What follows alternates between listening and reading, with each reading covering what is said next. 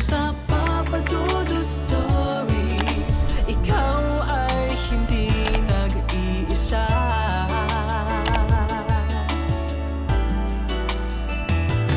Dito sa Papa Dudut Stories, may nagmamahal sa'yo.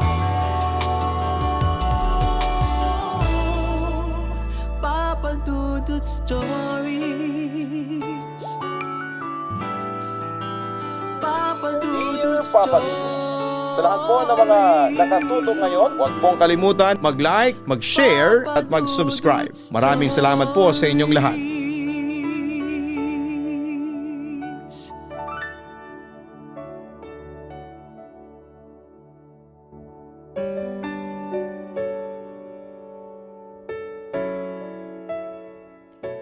Marami sa atin ang hindi naniniwala sa mga kababalaghan at kwentong katatakutan.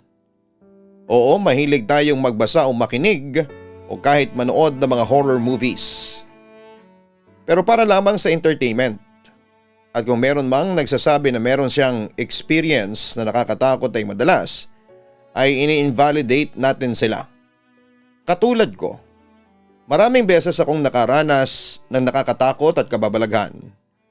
Ilang beses din akong nakakita ng mga multo pero kapag sinasabi o ikinikwento ko yun sa iba, kadalasan ng reaksyon nila ay hindi sila naniniwala at ipinagpapalagay nila na baka gutom lang yon o may sakit ako sa pag-iisip kaya nag-hallucinate lamang ako.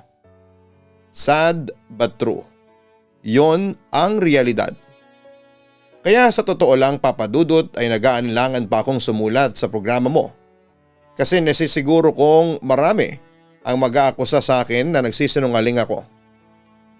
Ganon pa man ay naisip ko na way ito para mailabas ko ang lahat ng takot sa dibdib ko. Siya nga pala, itago nyo na lamang po ako sa pangalang Tati. 38 years old na sa ngayon. MBA degree holder at nag-work ako bilang assistant professor sa isang Dominican college sa Maynila. Ang naisip kong ikwento sa inyo ay matagal nang nangyari. Papa Dudut, natatandaan ko na first year college ako noon at first day of classes namin. Late akong pumasok noon sa isang subject ko. Nandun na noon si ma'am at nakita ko na nakapagpasa na ng papel ang mga kaklase ko. Pagpasok ko ay tinanong ko yung katabi kong pangalan lang ba ang isusulat sa papel para makapagpasa na rin ako ng akin. Pero sabi niya ay mamaya na lang daw kasi inuhulaan daw sila ni ma'am. Based daw sa penmanship nila, kaya daw basahin ni ma'am ang future nila o malaman ang personality nila. Amazed na amazed ang mga kaklase ko noon kasi tama yung mga pagkakadescribe ni ma'am sa mga ugali nila. Kahit na first meeting pa lamang namin noon. Pero may dalawa akong kaklase na hindi niya publicly sinabi yung prediction about sa kanila. Sina Maggie at si Jai. Private matters daw ata. Nung natapos na lahat silang mahulaan ay tinitigan ako ni ma'am at kinukuha yung papel ko. Binigay ko kasi attendance namin yon pero sabi ko ay ayoko magpahula. Hindi niya ako pinilit noong araw na yon pero sa buong semester ay iba talaga yung titig niya sa akin. At madalas niya akong tanungin kung ayaw ko ba talagang magpahula. Lagi naman akong tumatanggi. Sa nagdaang semester, ewan ko kung tsumatsamba lang siya pero sabi ng mga kaklase ko ay nagkatotoo daw ang hula sa kanila. Meron pa nung one time na may nawala ng cellphone sa klase tapos ay hinawakan niya lang ang bag namin. Alam na niya kung sino ang nagnakaw at naibalik ang cellphone. Tapos di ba may mga kaklase ako noon tapos yung hula niya kay Maggie na hindi niya publicly sinabi yung hula about sa kanila noong first day namin. It turned out na nakita niya kasi na maagang mag-aasawa, magda-drop out, magnanakaw at makukulong. Lahat ng mga ito ay tama at nagkatotoo. Nalaman ko yon yung tungkol kay Maggie dahil na rin sa kwento ng mga kaklase ko at sa usapan ng professor ko tungkol sa kaklase kong napariwara 2 months after siyang hulaan ni ma'am. Papa Dudut, alam ng lahat ng mga kaklase ko na masayahin akong tao at marami akong kaibigan. Isa sa kanila si Jai. Last 2 meetings na namin noon kay ma'am kasi patapos na ang semester. Matamlay noon si Jai sa klase namin at dahil kaibigan ko siya, alam ko kung bakit kaya nung break time namin ay kinomfort namin siya. Mamayang kaunti lumapit si ma'am tapos ay biglang sabi niya, "Jai, totoo yung hinala mo." Napatingin kami sa kanya. Tapos sobrang kinilabutan ako noong sinabi niyang, "It's about your father, right?" Noong time kasi na yon, ang lakas ng hinala ni Jai na nambababae yung tatay niya. Wala pa siyang pinag-oopena noon kundi kami pa lamang na mga kaibigan niya. Nakakagulat at nakakamangha talaga ang abilities ni ma'am. Dahil na-amaze ako noong tinanong niya ako kung gusto ko daw bang magpahula ay pumayag na ako. Sabi ko sa sarili ko na wala namang mawawala kung susubukan ko at hinawakan niya ang kamay ko. Pero sa mata ko siya nakatingin. Umiling-iling siya tapos sabi niya, "Hindi ka makakapagtapos ng pag-aaral, Neng." Hindi sa pagyayabang pero isa ako sa mga pinakamatalino sa batch namin kaya hindi ko alam kung bakit ganon ang hula sa akin. "Imposible yan, ma'am, kasi may pangarap akong tao." Yun naman ang sabi ko. Pangiting-ngiti lamang siya tapos sabi niya, "Magkakasakit ka ng maluba at mamamatay ng maaga." Binawi ko na kagad yung kamay ko noon bago pa niya sabihing mamamatay ako ng maaga. Para kasing ganon yung pinupunto niya. Ayaw ko sanang magpa-apekto pero tuwing naiisip ko na nagkatotoo ang hula niya sa mga kaklase ko ay sobrang natatakot ako. Inopen ko siya sa ate ko. Ang bilin ko noon at napagkasunduan din namin na hindi dapat malaman ng mama ko yung hula sa akin kasi nasa abroad si mama at ayaw naming mag-alala siya.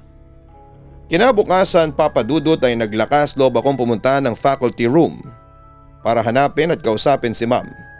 Agad ko naman siyang nahanap sa loob. Nag-excuse ako na gusto ko siyang kausapin. Lumabas kaming dalawa ng faculty room dahil maraming tao sa loob. "Ma'am, totoo po ba yung hula ninyo sa akin?" Sabi ko hoping na sana ay mabago niya ang kanyang vision. Samantala huminga muna ng malalim si ma'am bago niya ako sinagot. "Oo, totoo ang mangyayari yon. Katunayan kayong tatlo nila Jai at Maggie ang nakita ko na hindi maganda ang kapalaran," sabi niya sa akin. "Si Jai, ano po ba ang vision ninyo sa kaibigan ko?" Curious na tanong ko. "Katulad mo, mamamatay din si Jai." Seryosong sagot ni ma'am sa akin. Sa puntong yon, Papa Dudut, ay kinalabutan talaga ako. Natakot ako para sa kaibigan ko at hindi alam ni Jai na masama ang magiging kapalaran niya katulad ko. "Kailan kami mamamatay?" Maya-maya'y tanong ko sa kanya. Tumingin muna si ma'am sa akin ng matagal. Nakaramdam ako ng panghihilakbot kasi parang hindi tao ang tingin niya sa akin. Tapos yung sagot niya at ang tono ng boses niya ang nagpadagdag ng takot sa puso ko. Hindi niya matatapos ang second year, aniya. Dahil doon ay napatakbo ko palayo sa professor ko. At habang pababa ako ng hagdanan ay kinikilabutan pa rin ako na umabot na hanggang ulo. Dumiretso ako sa kantin at tiyempo namang nakasalubong ko si Jai. "Tati, anong problema? Bakit parang takot na takot ka?" Concern na tanong niya sa akin. Napatingin ako kay Jai at naalala ko yung sinabi ni ma'am sa akin. Hindi ko yun masabi sa kanya kasi naaawa ako na baka makaapekto yon ng malaki sa aking kaibigan. Pero hindi ko mapigilan noon ang maiyak kaya nilabas ko yon sa harapan ni Jai.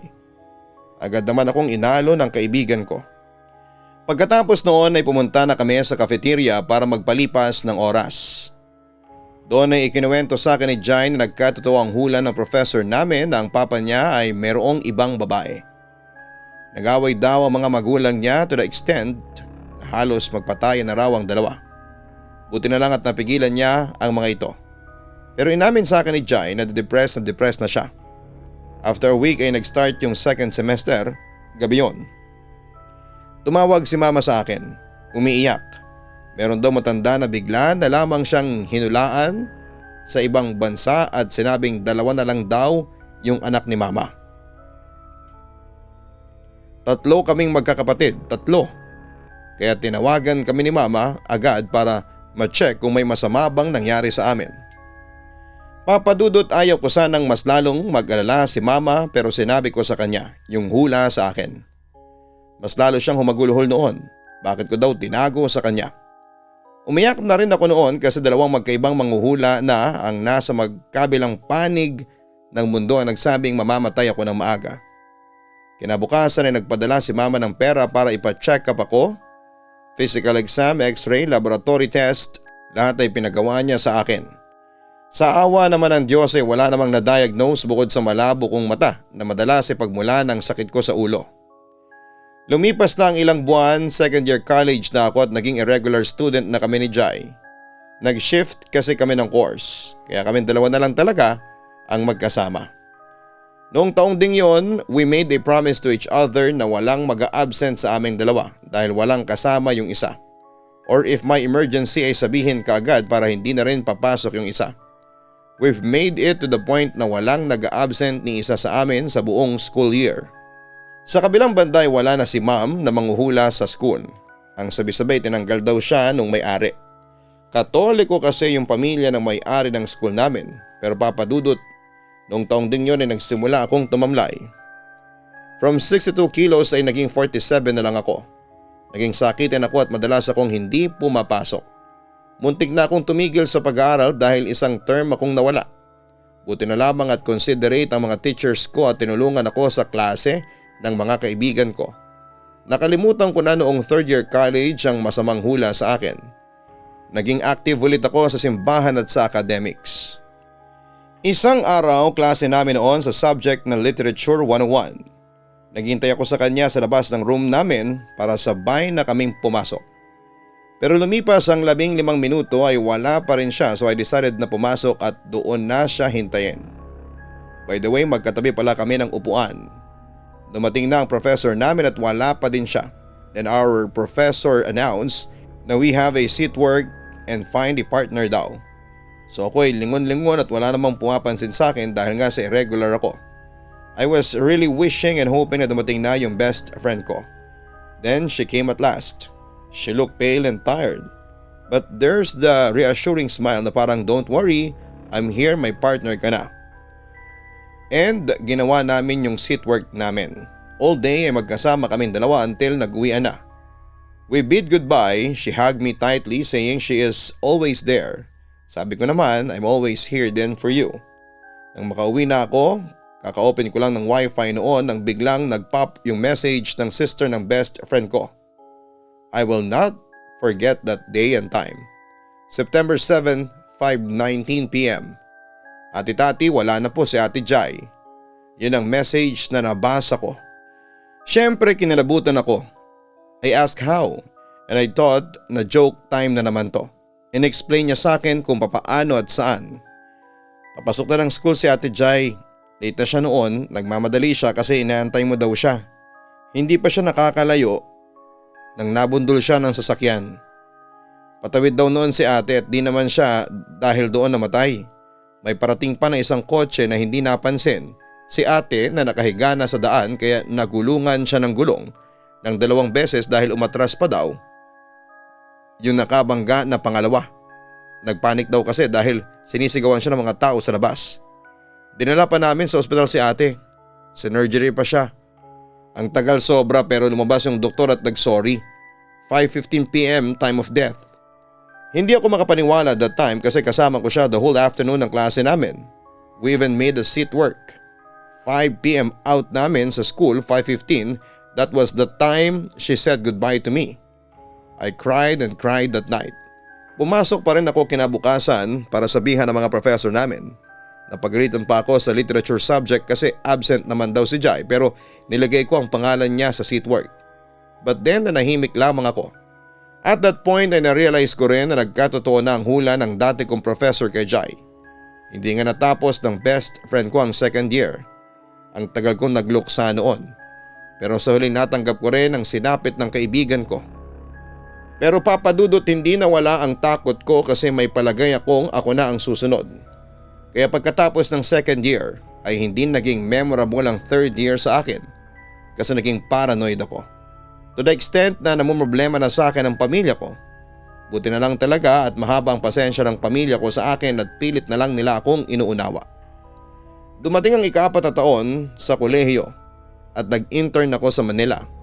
Sakitin pa rin ako pero manageable naman. One time nagaya yung dalawang kaklase ko na mamasyal sa Luneta. Gabi na noon at nakaupo kami sa grounds. Alam niyo naman sa Luneta maraming mga manghuhula doon na lumalapit sa mga tao at nag-aalok ng fortune telling. May isang matandang babae na lumapit sa amin. Manghuhula daw. Gusto ko siyang itaboy noon dahil sa masamang experience ko sa mga hula na yan. Pero syempre magalang at marespeto akong tao kaya hinayaan ko na lamang yung mga kaklase ko na magpahula. Magaling si Lola, alam niya na graduating kami. Alam niya yung gusot sa pamilya ng kaibigan ko. Alam niya yung taga-probinsya kami. Alam niya na may board exam kami at madami pang iba. Pero kadalasan ay private matters ng mga kaibigan ko. Mamayang kaunti ay napatingin si Lola sa akin. Di daw ba ako magpapahula? Ewan ko kung paano nangyari pero nakita ko na lamang yung sarili ko na inabot yung kamay sa kanya. Pagkahawak niya sa palad ko ay binitawan niya kaagad. Sabi niya kawawang bata to. Yung tingin niya sa akin ay parang tingin ng tao sa isang tao na may sakit. Pagkaraan nga ng ilang segundo ay hinawakan niya ulit pero this time sa iba na siya nakatingin, sa likod ko. May binubulong-bulong siya noon na hindi ko maintindihan. Tumaas ang balahibo ko noon at pati ang mga kaibigan ko ay natatakot na sa ginagawa ni Lola. Pero after niyang bitawan ulit ang kamay ko ay gumaan ang pakiramdam ko. Pero tuwing maaalala ko yung sinabi ni Lola after noon ay kinikilabutan pa din ako. Sabi niya, yung babaeng nanghula sa iyo Neng noon, nandito kanina. Naramdaman niya na hinawakan kita. Gusto niyang kunin yung espiritu mo kasi anak ka ng araw. Inuubos niya magmula noong nagpahula ka sa kanya. Sa puntong yun ay kinalabutan ako. Hindi alam ni Lola yung past experience ko sa manghuhula at doon dinescribe niya pa yung manghuhulang teacher ko sa akin noon. Hindi ko maiwasang mapamura sa pagkagulat. Explanation ni Lola masigla daw akong bata at mapayapang isipan ko kaya gusto raw kunin ang espiritu ko. Ang mga mabubuting manghuhula daw hindi dapat nila sinasabi sa inuhulaan nila kung may masamang mangyayari bagkus dapat ay pinagdarasal daw ng mga manghuhula na huwag magkatotoo yon. Pag daw kasi sinabi nila yon sa tao, ang tendency ay lulukubin sila ng takot at lungkot at eventually ay napapabayaan nila ang sarili nila. Ang panghuhula daw ay regalo din ng Espiritu Santo at dapat gamitin sa mabuti. Sobrang pasasalamat ko kay Lola. Hindi nga siya nagpabayad sa akin nang alokin ko siya ng malaking halaga tapos ay binigyan niya pa ako ng libreng anting-anting pangontra daw. At yun nga papadudot. Pagkatapos noon ay nawala na ang takot sa dibdib ko. Nakagraduate naman ako ng maayos at nakahanap kaagad ng trabaho. Then after 2 years ay nag-decide akong kumuha ng MBA and after 4 years ay natapos ko rin po ito. Then kumuha rin po ako ng teaching units at naipasa ko rin yon. Sa ngayon ay nagtuturo na ako sa isang Dominican College dito sa Maynila. At sa loob ng 38 years of existence ko ay masasabi ko namang masaya ako sa naging takbo ng buhay ko. May magandang career, may loving na pamilya at higit sa lahat I'm fully blessed dahil sa matibay na pananampalataya ko sa Panginoon. Papadudot dito ko na po tatapusin ang totoong kwento ko. Nasa inyo na lamang kung maniniwala kayo sa akin o hindi. Sana'y marinig ko itong kwento ko sa inyong official YouTube channel. Muli maraming salamat and more power sa inyo. Lubos na nagpapasalamat, Tati. Mga ka-online, walang sino man ang magkakaroon ng kakayahan na hulaan ng ating hinaharap.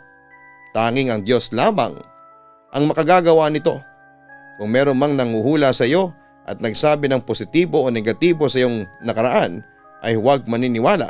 Dahil maaaring gamitin niya ang magiging reaksyon mo laban mismo sa iyo. Tulad ng nangyari kay Tati.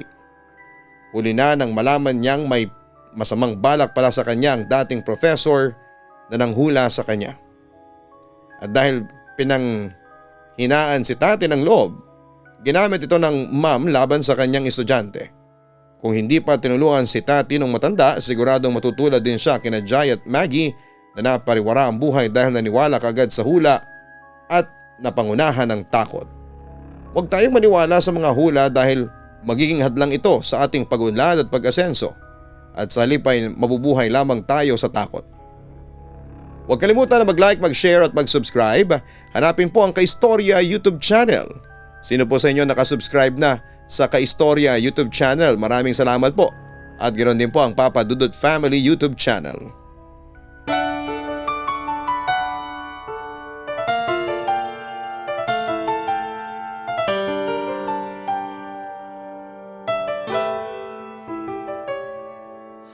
Ang buhay ay mahiwaga,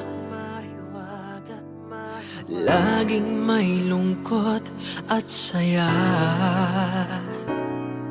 Sa Papa Dudut Stories, laging may karamay ka.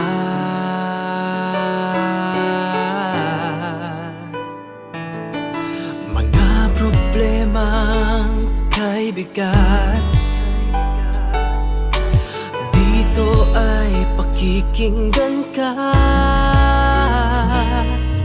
Sa Papa Dudut Stories, kami ay iyong kasama. Dito sa Papa Dudut Stories, ikaw ay hindi nag-iisa.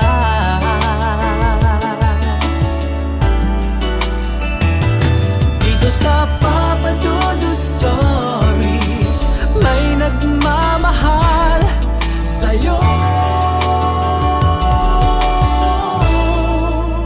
Papa Dudut Stories, Papa Dudut Stories,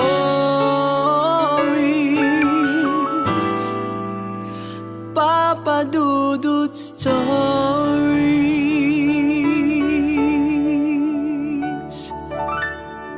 Hello mga ka-online, ako po ang inyong si Papa Dudut. Huwag kalimutan na mag-like, mag-share at mag-subscribe. Pindutin ang notification bell para mas maraming video ang mapanood ninyo. Maraming salamat po sa inyong walang sawang pagtitiwala.